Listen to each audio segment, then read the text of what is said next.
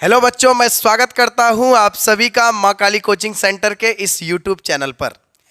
जैसा कि आप सभी जान चुके हैं, आज हम लोग बहुत ही खूबसूरत चैप्टर भारतीय संस्कार को लेके आए हैं। भारतीय संस्कारा ये संस्कृत विषय का है और संस्कृत विषय में ये पाठ नंबर 6 है। ठीक है, तो बच्चों ये क्लास 10th के बच्चों के लिए ये वीडियो बनाया गया है स्पेशल। तो क्लास 10th के जो भी बच्चे अभी जुड़े हुए हैं फटाफट लाइक ठोक दें। और आप सभी को मैं पुनः बता दूं, ये मां काली कोचिंग सेंटर का ये यूट्यूब चैनल है।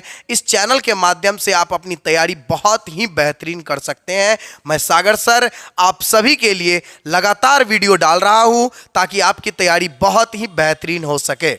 चलिए, तो बच्चों आज हम लोग एक बहुत ही बेहतरीन चैप्टर को लेके आए हैं, भारतीय संस्कारा। इसके बारे में हम लोग जानेंगे और ये पार्ट 6 है। ठीक है, तो चलिए, आप सभी जान चुके हैं कि मां काली कोचिंग सेंटर का ये यूट्यूब चैनल है और आज का जो हमारा स्लोगन है, और हमारा स्लोगन अब नया यही रहने वाला है हमेशा कि अब की बार फिर से 450 प्लस के पार। यानी फिर से हमें 450 प्लस लाना है नंबर। तो जो भी वीडियो देख रहे हैं मैं उनसे उम्मीद करता हूं कि आप 450 प्लस की तैयारी करेंगे। इसके लिए आपको हर सब्जेक्ट पढ़ना पड़ेगा। तो हमारे चैनल को एकदम लाइक कर दीजिए और इस चैनल को जो बच्चे अभी सब्सक्राइब नहीं किए हैं वो फटाफट सब्सक्राइब कर लीजिए, क्योंकि इस चैप्टर के माध्यम से आप बहुत ही बेहतरीन तैयारी करने वाले हैं। ठीक है, इस चैनल के माध्यम से आप बेहतरीन तैयारी करने वाले हैं। और इस चैप्टर, ये जो चैप्टर आपका आज पढ़ाने वाले हैं हम, ये चैप्टर है भारतीय संस्कार। और ये भारतीय संस्कार के बारे में आज हम लोग एक लाइन बाय लाइन पढ़ेंगे। तो ये आपका पाठ है भारतीय संस्कार। आपको पिक्चर धुंधला दिख रहा होगा, इसका सबसे बड़ा कारण क्या है? ये पिक्चर, ये पाठ हम आप ही के बुक से इसमें पिक्चर लेके डाले हैं। ठीक है, तो आपके पास एक बुक होगा प्यूसम नामक, तो आप प्यूसम का एक बुक ले लीजिए साइड में और बुक का पाठ नंबर 6 खोल लीजिए, भारतीय संस्कार को, क्योंकि लाइन बाय लाइन पढ़ेंगे हम लोग वहीं से। तो उम्मीद करते हैं कि आप लोग बुक ले लिए होंगे। जो नहीं लिए हैं बुक अभी तक में, मार्केट से एक बार खरीद लीजिएगा जरूर, क्योंकि अगर आपको अच्छा नंबर लाना है तो आपके पास बुक होना बहुत ज़्यादा जरूरी है। तो इस पाठ के माध्यम से हम लोग बहुत बेहतरीन तैयारी करने वाले हैं। इस पाठ से एक भी क्वेश्चन आपसे नहीं छूटेगा, लेकिन इस पाठ को अंत तक देखिएगा तब। ये नहीं कि वीडियो देखेंगे कभी बाद में देखेंगे, इसको हटा देते हैं, भाग जाते हैं। तो ऐसा नहीं करना है, आप समय निकाल के देखिए, इस पूरे वीडियो को देखिए। ये वीडियो आपके लिए काफ़ी फायदेमंद रहने वाला है। तो चलिए हम लोग पाठ को स्टार्ट करेंगे। पाठ का नाम है भारतीय संस्कारा, यानी भारत का संस्कार, यानी भारत में संस्कार के बारे में हम लोग आज पढ़ने वाले हैं। आप लोग पहले ही थंबनेल देख चुके होंगे, पहला ही आपको पिक्चर दिख गया होगा। इस पिक्चर में आपको दिखा होगा कि यहाँ पंडित जी हैं और शादी करवा रहे हैं। बिल्कुल बच्चों, यहाँ आज हम लोग शादी कैसे करवाया जाता है उस चीज़ को भी पढ़ेंगे, और शादी करना जरूरी है या नहीं करना है ये आपको बताएंगे। ऐसे हालांकि आप 10th में हैं, आपके लिए अभी ज़रूरी नहीं है, आपके लिए अभी ज़रूरी है पढ़ाई, तो आप पढ़ाई कीजिए। कुछ लोगों का शादी हो भी गया होगा, या किसी के मन में लड्डू फूट रहा होगा कि कहीं मेरे मम्मी पापा शादी का चर्चा चला दे तो मज़ा आ जाएगा। ठीक है, तो आप अपने मम्मी पापा का नंबर हमें सेंड कीजिएगा। किसी दिन हम आपको अपना व्हाट्सअप नंबर देंगे, उस पर सेंड कीजिएगा, हम पैरवी पट्टा करा देंगे। जिसको शादी करने का मन होगा वो उसमें बताइएगा, हम शादी करवा देंगे, यानी लगवा देंगे शादी। ठीक है, तो ये पंडित जी शादी करवा रहे हैं। तो ये शादी क्या है, आखिर ये क्या चीज हो रहा है? शादी तो ऐसे भी हो सकता था, कोर्ट में जाते साइन कर देते शादी हो गया, लेकिन ये क्या चीज करवा रहे हैं? ये आग क्यों जलाया गया है? ये लड़का आगे में है, ये फेरा क्यों लिया जा रहा है? तो ये सारे चीजों के बारे में आज हम लोग जानेंगे। ठीक है, तो इस पाठ तक आप लोग एकदम अंतिम तक जुड़े रहना है इस पाठ में। ठीक है, शादी विवाह सब करवा देंगे, आपका टेंशन नहीं लेना है आपको बस इस पाठ को पहले पढ़ना है और मजा बहुत आने वाला है इस पाठ में। तो पाठ 6 है भारतीय संस्कार। चलिए, तो पहला लाइन पढ़ते हैं हम लोग और लाइन बाय लाइन ही पढ़ेंगे इसका। और आप सभी जान चुके हैं कि इस पाठ के माध्यम से आप क्या क्या चीज़ पढ़ने वाले हैं। तो चलिए लाइन बाय लाइन ही पढ़ेंगे। और आप सभी को पता है कि लाइन बाय लाइन कैसे पढ़ा जाता है। और हाँ, एक चीज़ और, जो बच्चे हमारे वीडियो 1, 2, 3, 4, 5 को नहीं देखे हैं तो डिस्क्रिप्शन में उसका लिंक डाल दिए हैं, तो फटाफट डिस्क्रिप्शन से वो लिंक को क्लिक करके लिंक से डायरेक्ट वीडियो पे पहुंचे और वीडियो को देखें।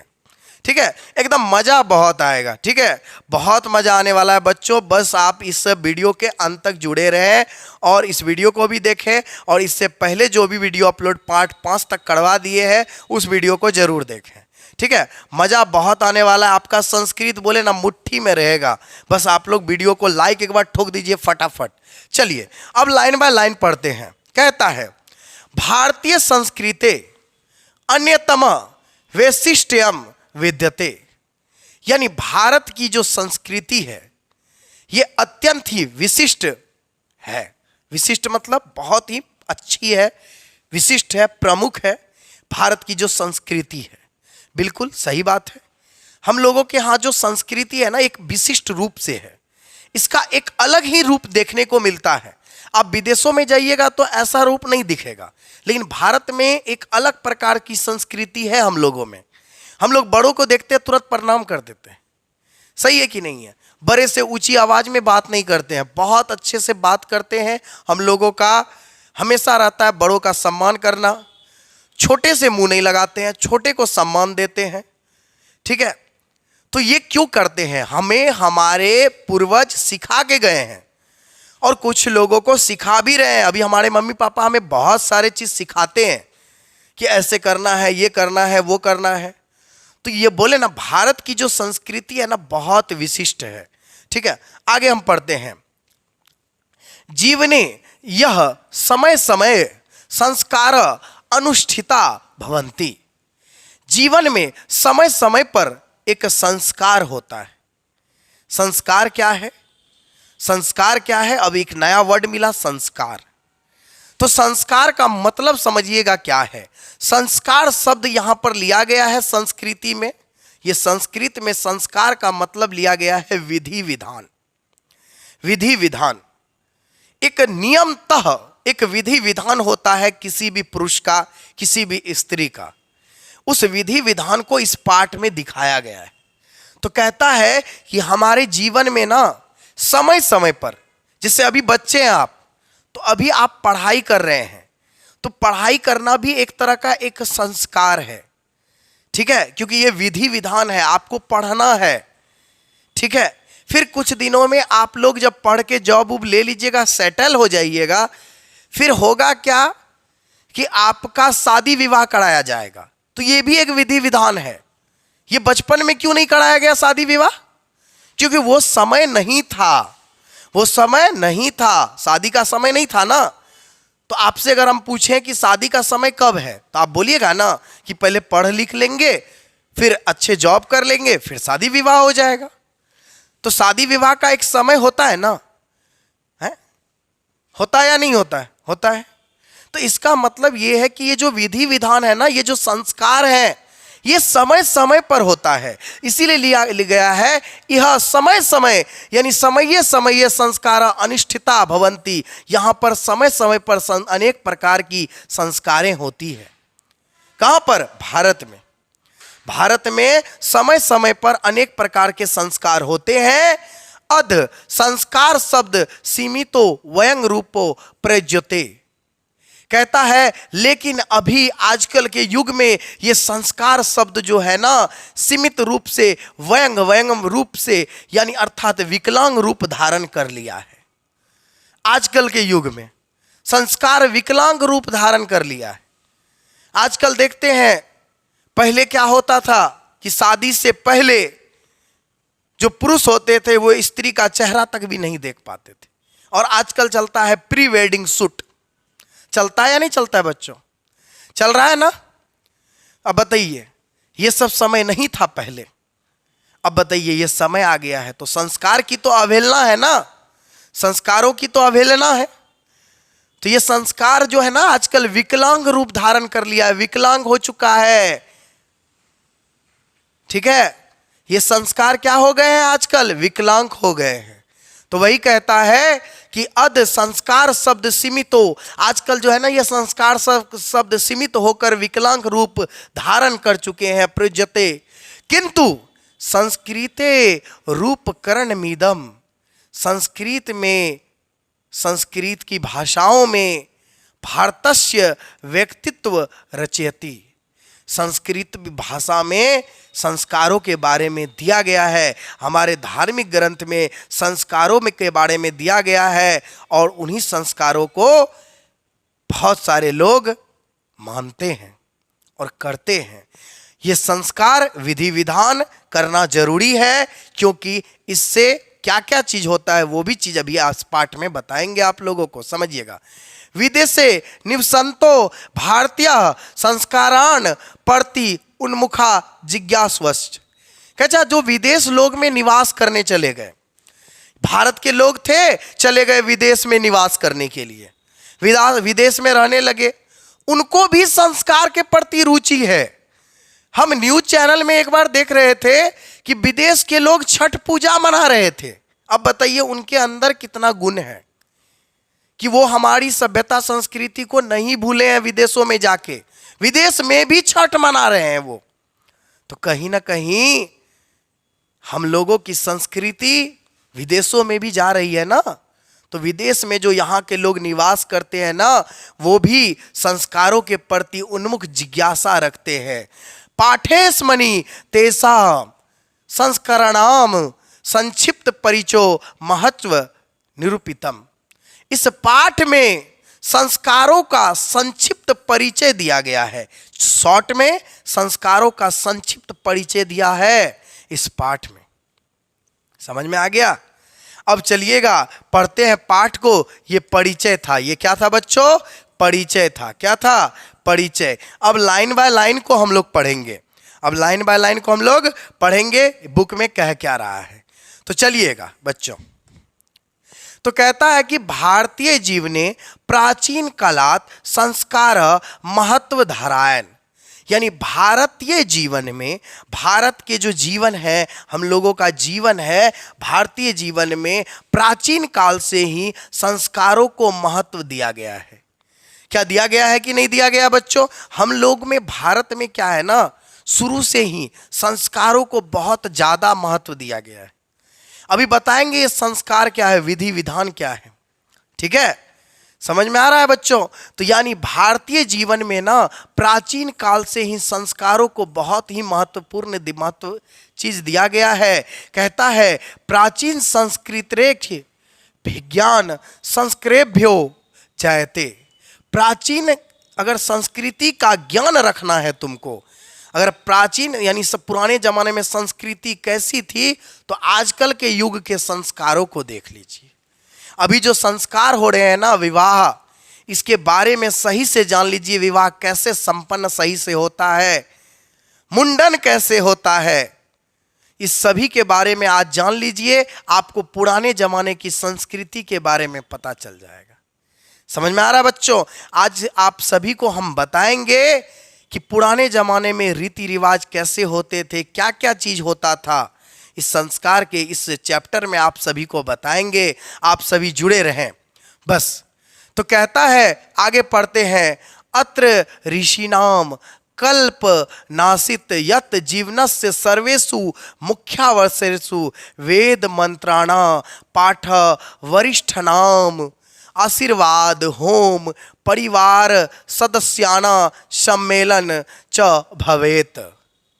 कहता है कि अत्र, यहां पर ऋषि लोग क्या करते थे ना, इस जगह पर ऋषि लोग की कल्पना थी कि वो लोग क्या करते थे कि समय समय पर हम जीवन के मुख्य मुख्य अवसर पर, जीवन के मुख्य मुख्य अवसर पर वेद मंत्रों का उच्चारण होता था हमारे देश में, कि जीवन के मुख्य मुख्य अवसर। अब मुख्य मुख्य अवसर क्या होता है ये भी बता देते हैं। अब किसी बच्चे का जन्म होने वाला है, एक मुख्य अवसर है या नहीं है? मुख्य अवसर है या नहीं है? किसी बच्चे का जन्म हो चुका है, कितनी खुशी की बात है ना? तो कितनी खुशी की बात है, वो एक मुख्य अवसर है ना? तो वो मुख्य अवसर है। उस मुख्य अवसर पर क्या होते थे? पूजा पाठ होते थे, वेद मंत्र का उच्चारण होता था, ठीक है? उसके बाद वरिष्ठानाम आशीर्वाद, वरिष्ठ लोग जो बड़े लोग होते थे उनका आशीर्वाद बच्चों को दिलाया जाता था। होम होता था, होम जाप होता था, परिवार के सदस्य सम्मेलन बना के एकदम एकजुट से रहते थे, उत्साह रहता था, हर्षोल्लास रहता था। बताइए कितना खूबसूरत लाइन दिया है। कहता है कि हमारे जीवन में जो है जीवन के मुख्य अवसर, जैसे मुख्य अवसर क्या है जीवन का, विवाह एक मुख्य अवसर है। इसमें देखिए लोग क्या करते हैं, पंडित जी को बुलाते हैं ना, मंत्र का उच्चारण होता है, बड़ों का आशीर्वाद लिया जाता है कि नहीं है। तो बहुत सारे कर्म होते हैं, इसमें विधि विधान होते हैं। तो वही कहता है कि पुराने जमाने में ऐसे होता है। उसके बाद तत् सर्व संस्कारणानुष्ठाने संभवती, उसके बाद क्या होते हैं, लोग संस्कार को ग्रहण करते हैं। ग्रहण मतलब अपने में धारण करते हैं, ठीक है, संस्कार को धारण करते हैं। बच्चों में आप देखते होंगे आजकल एक बड़ा अच्छा चला है, आप लोगों को भी शायद पता होगा, अन्नप्राशन बच्चों का होता है। तो अन्नप्राशन होता है तो बच्चों को धूमधाम से समाज को भोज खिलाया जाता है, पंडित जी बुला के पूजा पाठ करवाया जाता है और बच्चे को मुंह में अनाज कुछ दाना दिया जाता है बच्चे के 6 महीने होने के बाद। तो कितना हर्षोल्लास से किया जाता है। उसके बाद बच्चे क्या करते हैं, उस दिन से उसके अंदर वो आ जाता है कि चलो आपसे बच्चे आज से खाना पीना खाएंगे, चावल खा सकते हैं, रोटी खा सकते हैं, सब्जी खा सकते हैं, सब चीज़ बच्चे खा सकते हैं अब। लेकिन 6 महीना से पहले खिलाया जाता है, उसको नहीं खिलाया जाता है। तो वही कहता है कि जब ये चीज़ होते हैं ना, उसके बाद संस्कारों अनुष्ठान होते हैं, यानी लोगों में संस्कार आते हैं। एवं संस्कार महत्व धारयन्ति, संस्कार के महत्व को धारण करते हैं। कियच संस्कारस्य मौलिक अर्थ परिमार्जन रूप गुणाधान रूपस्य न विस्मृते। कहता है संस्कार का मौलिक अर्थ क्या है। तो मौलिक अर्थ क्या है संस्कार का, पता है? अर्थ है मौलिक अर्थ परिमार्ज रूपेन, गुणधान रूपेन। परिमार्जन रूपेन का मतलब हुआ कि अवगुण, शरीर से जो अवगुण है उसको निकाल के फेंकना और अपने अंदर अच्छे गुणों को वापस लाना, अपने अंदर गुणों को लाना और अवगुण को त्यागना। संस्कार का यही महत्व है। इस पाठ में संस्कार का अर्थ क्या है, परिमार्जने, यानी अवगुण को हटाना और गुणों को धारण करना इस पाठ में दिया गया है। अतः संस्कार मानवस्य कर्मस परिमार्जने दोषपनयने, ठीक है, गुणाधाने च योगदान कुर्वन्ति। संस्कार क्या करते हैं, परिमार्जने करते हैं, यानी अवगुण को हटाते हैं, दोषपनयने करते हैं, दोष का त्याग करते हैं। आपके अंदर जो दोष है ना उसका त्याग किया जाता है और नए नए गुणों का धारण किया जाता है। इसी का अर्थ है संस्कार। संस्कार क्या करते हैं, संस्कार का मतलब क्या है कि अच्छे अच्छे गुणों को एंट्री करना और तो आपके अंदर जो दोष है, अवगुण है, उसको शरीर से बाहर निकालना, मन से बाहर निकालना, ठीक है। अगर अच्छा संस्कार तो यही है ना। चलिए बच्चों आगे पढ़ते हैं, बहुत मजेदार ये पाठ होने वाला है। अब कहता है सुनो, कहता है संस्कारः प्रायेण पंच विभा संति। कहता है संस्कार को 5 भागों में बांटा गया है। संस्कार को कितने भागों में बांटा गया, 5 भागों में, यानी 5 भाग होते हैं संस्कार के। तो कोई पूछे संस्कार के कितने भाग हैं, 5। कितने भाग हैं बच्चों, 5। पहला कहता है जन्म पूर्वेषु, जन्म से पहले, जन्म पूर्वेषु अर्थात जन्म से पहले। पहला भाग का नाम क्या हो गया, जन्म पूर्वेषु। दूसरा शैशवा, यानी बच्चे जो शैशव अवस्था में रहते हैं। समझ में आ गया, ठीक है। तो कहता है जन्म पूर्वेषु त्रय, यानी जन्म से पूर्व 3 संस्कार होते हैं। जन्म पूर्वेषु त्रय मतलब जन्म से पूर्व कितने संस्कार, 3 संस्कार। पहला भाग कौन है, जन्म पूर्वेषु। संस्कार का पहला भाग है जन्म पूर्वेषु, यानी जन्म से पहले। अब जन्म से पहले कितने प्रकार के विधि विधान होते हैं, 3। यानी जन्म से पहले कितने प्रकार के संस्कार होते हैं, 3 प्रकार के। अब अगला कहता है शैशवा षष्ठ, यानी शैशव में, शैशवा अवस्था में 6 तरह के संस्कार होते हैं। देखिएगा बच्चों, 6 संस्कार इधर, 3 संस्कार इधर। शैक्षणिका पंच यानी शिक्षा में 5 संस्कार होते हैं। गृहस्थ संस्कार विवाह रूप एक यानी गृहस्थ जीवन में प्रवेश करने के लिए एक संस्कार होते हैं और मरने के बाद एक संस्कार होते हैं। टोटल मिला के अगर संस्कार गिनिएगा तो 3, 6, 3, 9, 9, 5, 14, 1, 15, 15, 1, 16 यानी एवं 16 संस्कार यानी 16 संस्कार होते हैं। टोटल संस्कार कितने होते हैं भैया? 16 संस्कार होते हैं। अगर कोई पूछे संस्कारों की कुल संख्या कितनी है? 16। संस्कारों की कुल कितनी संख्या है? 16। और कहेगा संस्कार को कितने भागों में बांटा गया? 5। हम लिख देते हैं कितने भाग में बांटा गया है। भाग पूछेगा 5, प्रकार पूछेगा संस्कार के कितने प्रकार होते हैं तो क्या बोलिएगा? 16 प्रकार के संस्कार होते हैं। 5 भाग कौन कौन? तो पहला है जन्म पूर्वेषु यानी जन्म से पहले, जन्म से पहले। दूसरा शैशव अवस्था में, जब नूनू रहता है ना, शैशव अवस्था में, बच्चे जब छोटे रहते हैं शैशव अवस्था में, उस समय में। तीसरा जब बच्चे शिक्षा ग्रहण करते हैं तब। और चौथा विवाह।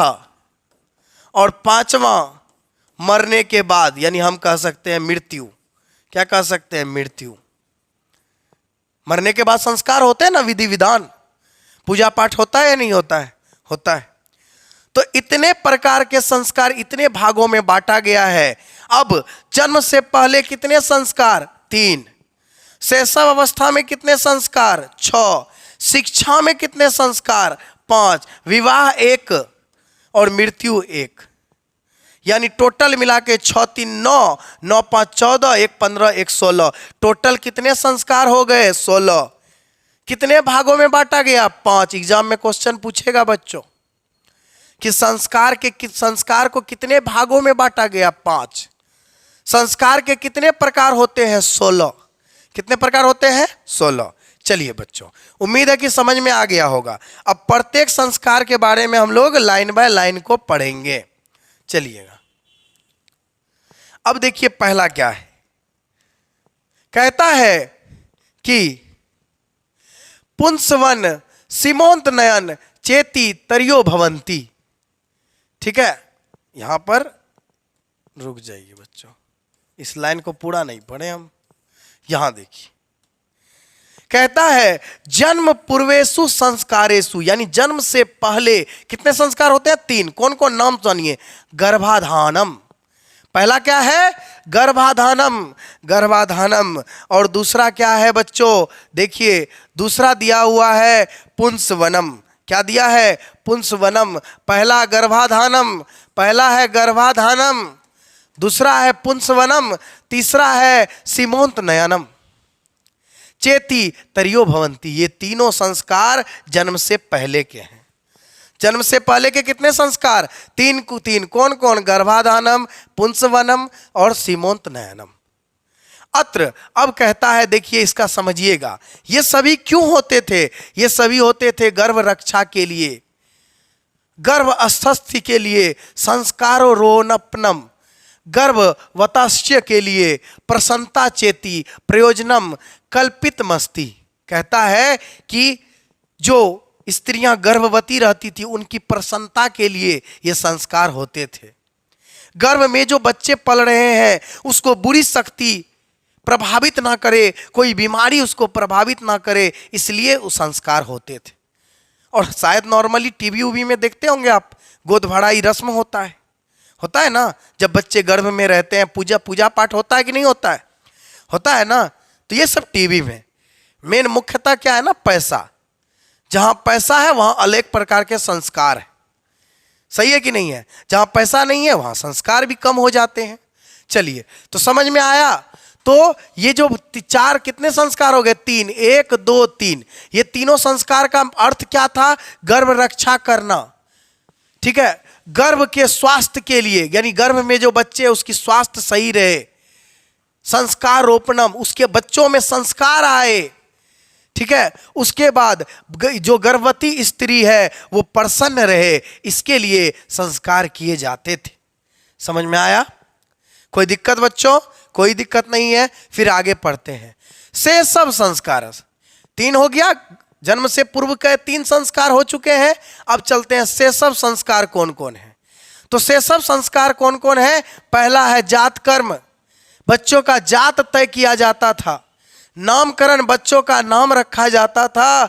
निष्क्रमणन, बच्चों में जो गुण आते थे, बहुत सारे गुण ऐसे होते थे जो बच्चों में दिखाया जाता था, सिखाया जाता था बच्चों को, छोटे छोटे बच्चों को। अन्नप्राशनम, ये तो जान ही रहे हैं। चौथा अन्नप्राशनम, बच्चों को अन्न खिलाया जाता था। चूड़ा कर्म, कर्ण भेदम, ये सभी कर्मश भवंती। इसमें सबका अर्थ नहीं दिया है बच्चों, ठीक है। तो ये 6 संस्कार आपको याद रखने हैं। कितने? 6 संस्कार। कौन कौन? फटाफट याद रखिए। जात कर्म, नामकरण, निष्क्रमणन, अन्नप्राशनम, चूड़ा कर्म, कर्ण भेदम। बच्चों का कर्ण भेद भी किया जाता था। कान में छेद करना भी एक प्रकार का संस्कार है। अब सोचिए कितनी बड़ी बात है कि ये 6 तरह के संस्कार कब होते थे? से सब संस्कार, यानी जब बच्चे छोटे थे ना, तो ये 6 तरह के संस्कार होते थे। अब सोचिए, यानी से सब के कितने संस्कार? 6। जन्म से पहले 3, तो 6 3 9 तो हम पढ़ चुके हैं। बचा कितना? 5 2 7 को बचा। अब पढ़िएगा। अब शिक्षा संस्कार, इसके बारे में हम लोगों को और अच्छे से पढ़ना है, बढ़िया से पढ़ना है, क्योंकि इसमें बहुत बड़ा डिटेल दिया है। कहता है शिक्षा संस्कारेषु अक्षराराम, उपनयन, वेदाराम, केशांत, समावर्तन। यानी इसका मतलब ये अक्षराराम 1 नंबर का संस्कार, उपनयन 2 नंबर का संस्कार, वेदाराम 3 नंबर का, केशांत 4 नंबर का, समावर्तन कितना नंबर का? 5 नंबर का। यानी शिक्षा के कितने संस्कार हो गए? टोटल 5। शिक्षा के कितने संस्कार हो गए? 5। यानी 5 गो संस्कार केवल शिक्षा में होता था। यानी जब बच्चों को पढ़ाया जाता था ना, उस समय में 5 तरह के विधि विधान किए जाते थे। अब सोचिए, 5 तरह के विधि विधान बच्चों को किए जाते थे, वो भी समय समय पर। चलिए अब जानिएगा इसके बारे में। कहता है पहला अक्षराराम, यानी अक्षराराम के बारे में समझते हैं कि बच्चे को अक्षर लेखन सिखाया जाता था, अंक लेखन सिखाया जाता था। शिशु तो प्रारंभ में यही करते हैं ना। आप और हम क्या किए थे बच्चे में? पहले अंके लिखने के लिए सीखे थे। बच्चों लिखो क 1 2, यही सब चीज ना सीखे थे। तो वही कहता है बच्चों को अंक लेखन सिखाया जाता था, अक्षर लेखन सिखाया जाता था। तो बच्चों में अक्षराराम बच्चों में सिखाया जाता है। अब अगला कहता है उपनयन संस्कार। ये जो दूसरा नंबर का उपनयन संस्कार अर्थ गुरुना शिष्य स्व गृहे नयनम भवति। यानी गुरु क्या करते थे? शिष्य के घर आते थे स्वयं, और उसको देखते थे क्या वो पढ़ने के लायक हो चुका है। अब अगर पढ़ने के लायक हो चुका था तो उसको लेके जाएंगे ना। कहाँ? गुरुकुल। पहले बच्चे को गुरुकुल लेके जाया जाता था। अगर रामायण आप देखे होंगे ना, या महाभारत, तो आपको अच्छे से पता होगा कि पहले क्या होता था। पूजा पाठ करने के बाद एक घर में छोटा सा पूजा पाठ रखा जाता था, ठीक है। उसके बाद बच्चे को लेके जाया जाता था कहाँ पर? गुरु के आश्रम। फिर गुरु के आश्रम में बच्चे पढ़ते थे, बहुत सारी चीज़ों को सीखते थे, और एकदम बच्चे सीखने के बाद जब सब चीज़ का धनुष विद्या सिखाया जाता था, वेद सिखाया जाता था, सभी चीज़ को सिखाने के बाद पुनः उसको फिर से घर वापस छोड़ देते थे गुरुजी। फिर गुरुजी छोड़ देते थे, उसके बाद अपना बच्चा विवाह हुआ करके अपना फिर सेटल हो जाए, कोई दिक्कत नहीं है। चलिए, तो कहता है उपनयन संस्कारस्य अर्थ, इसका उपनयन संस्कार का अर्थ क्या है? गुरुना शिष्य स्व गृहे नयनम भवति। गुरु देखने आते हैं, तत्र शिष्य शिक्षा नियमान पलायन अध्ययन करोति। उसके बाद क्या होते हैं कि शिष्य जो होते हैं, जो विद्यार्थी होते हैं, शिक्षा नियमान यानी शिक्षण को प्राप्त करने के लिए, अध्ययन करने के लिए, शिक्षा को प्राप्त करने के लिए वो क्या करते हैं? गुरुजी के यहाँ चले जाते हैं। ते नियम ब्रह्मचर्य वर्ते समाविष्टा। उसमें क्या होता है? बच्चों को ब्रह्मचार्य व्रत का पालन करना होता है। ब्रह्मचारी व्रत का मतलब समझते हैं आप? मोह माया सारा चीज को त्यागना होता है।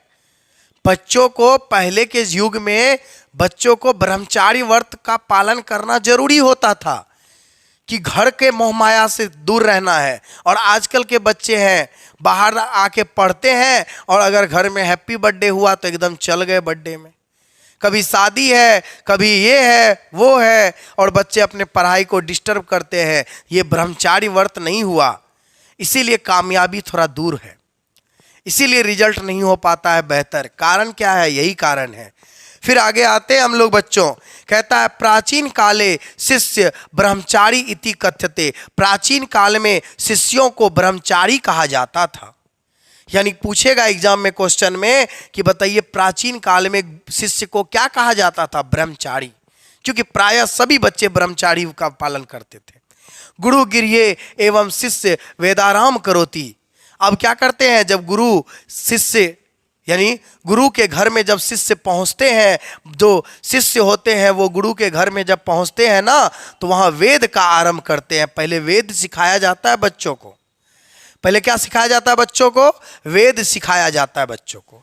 ठीक है, फिर अगला चलते हैं। वेदाना महत्वम प्राचीन शिक्षायाम उत्कृष्ट मान्यते। पहले के जमाना में प्राचीन शिक्षा में वेदों को प्रमुख माना जाता था। सबसे पहला उन लोगों का ये थोड़ी ना था geography, political science, math, science, ये नहीं था। पहले बच्चों को सबसे पहले वेद पढ़ाया जाता था। सोचिए कितनी बड़ी बात है कि पहले बच्चों को वेद पढ़ाया जाता था।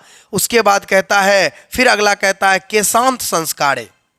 यानी केशांत संस्कार में क्या होते थे कि गुरु गिरये, गुरु के घर में शिष्यस्य प्रथम सौर कर्म भवती, उसका मुंडन होता था, केशांत होता था।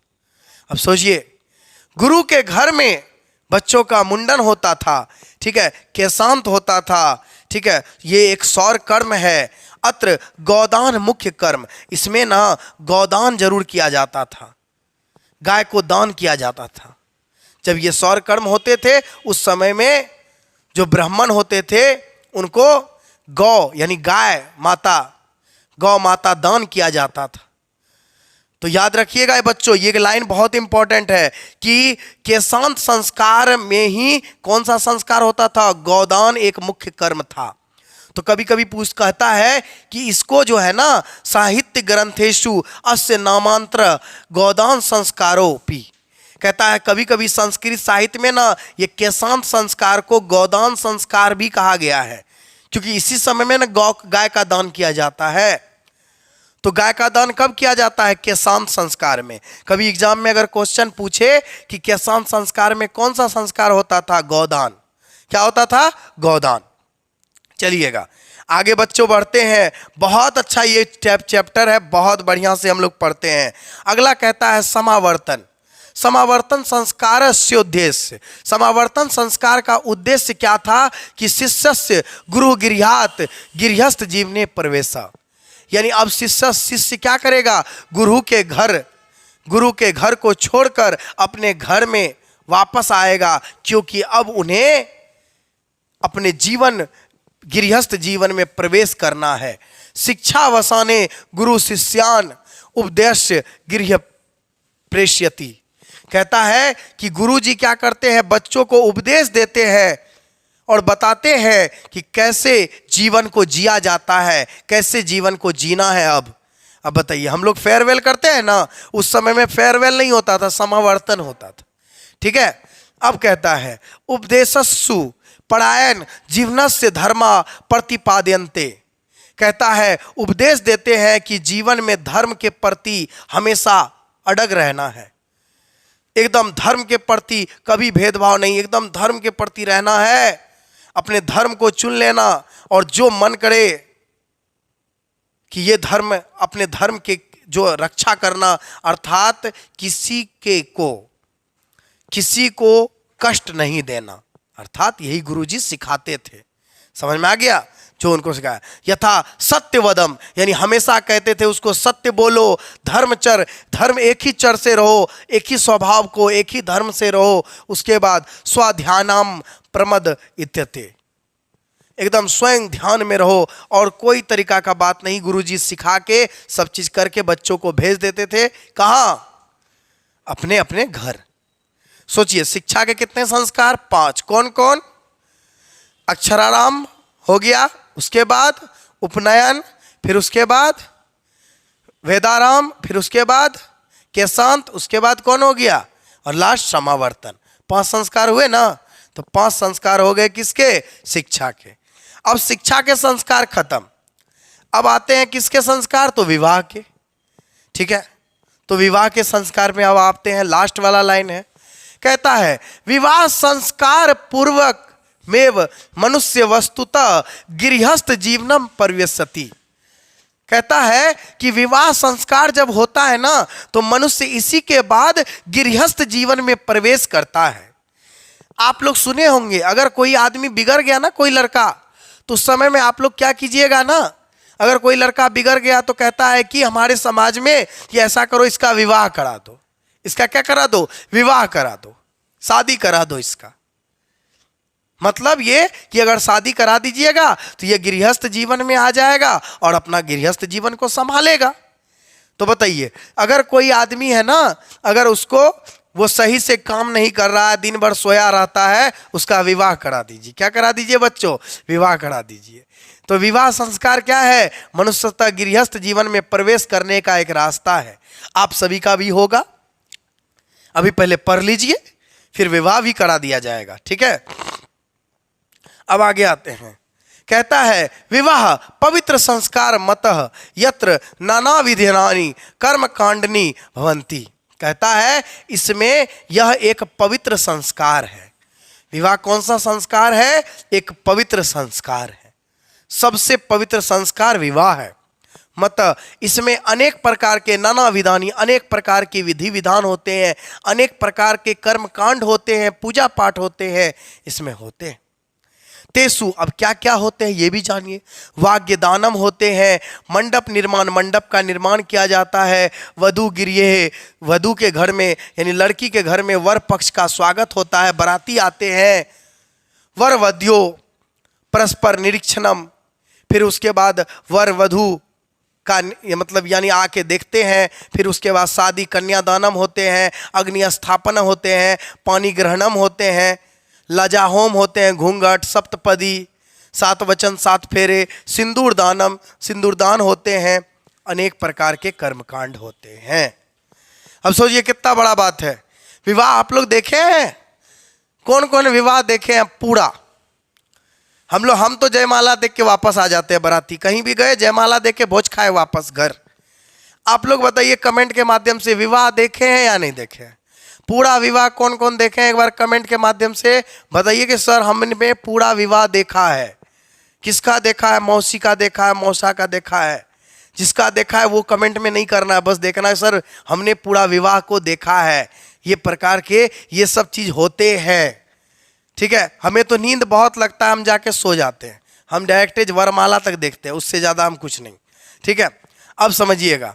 ठीक है, सर्वत्र समान रूपेण यानी सभी जगह समान रूप से विवाह संस्कार प्रायण आयोजन भवती, यानी सभी जगह समान रूप से इस संस्कार का आयोजन किया जाता है। लगभग सभी जगह तो विवाह सेम ही होता है ना। अब ऐसा तो हमने देखे लड़की वाला बाराती लेके लड़का वाला के यहाँ पहुँच गया, ऐसा देखे आप लोग? नहीं देखे हैं। इसका मतलब सभी जगह लगभग सेम होता है। थोड़ा मोड़ा अंतर हो सकता है धर्म उर्म के हिसाब से या स्टाइलिश के ज़माना के हिसाब से। ठीक है, लेकिन हमको लग रहा है, मेरा अनुभव कहता है लगभग विवाह सब जगह सेम होता है। ठीक है, तदंतरम गर्भाधानाय यानी उसके बाद स्त्रियां गर्भ धारण करती है, यानी वो गर्भवती जब होती है। संस्कार पुनरावर्तेन जीवन चक्रम च भरमती, फिर तो वही बात हो गया ना। गर्भवती जब हो गई फिर वही जन्म से पूर्व उस बच्चे के अंदर यानी बच्चे का जो माँ के गर्भ के अंदर में है उसका फिर वही संस्कार होंगे। जन्म से पूर्व 3 से सब में 6, तो वही कहता है कि फिर से ये जीवन चक्र चलते रहेगा इसी प्रकार से। ठीक है, तो इसके बाद खत्म, जिंदगी खत्म, मरणादंत्र अंत्येष्टि संस्कार, मरने के उपरांत जब इंसान मर जाते हैं उनका भी एक विधि विधान होता है, पिंडदान होता है या नहीं होता है? तो उस संस्कार को कहते हैं अंत्येष्टि का संस्कार। तो अंत्येष्टि संस्कार अनुष्ठ्यते, अंत्येष्टि संस्कार के साथ जीवन की समाप्ति हो जाती है। एवं भारतीय जीवन दर्शनस्य महत्वपूर्ण उपादानम संस्कारिति, अगर भारत के जीवन का अगर आपको दर्शन करना है ना, तो यहाँ के संस्कारों को देखिए और भारत का दर्शन हो जाएगा। तो बच्चों, कैसा लगा ये संस्कार पाठ? कमेंट के माध्यम से जरूर बताएं, क्योंकि आप लोग जब कमेंट करते हैं हमें बहुत अच्छा लगता है बच्चों कि आप कमेंट कर रहे हैं, और आपको बहुत सारी शुभकामनाएं, क्योंकि आप ये चैप्टर 6 चैप्टर आपका खत्म हो चुका है, 6 चैप्टर आपका कंप्लीट हो चुका है। आप लोग अगर इससे पहले वाला वीडियो नहीं देखे हैं तो वो जरूर देख लीजिएगा, क्योंकि बहुत मजा आने वाला है। 6 पाठ हमारा संस्कृत का आज कंप्लीट हो चुका है। ठीक है, तो अगले वीडियो में मिलेंगे। अगर इस चैनल को आपने सब्सक्राइब नहीं किया तो सब्सक्राइब कर लीजिए और अपने फ्रेंड में जरूर शेयर कर दीजिए। आज के लिए इतना ही, धन्यवाद।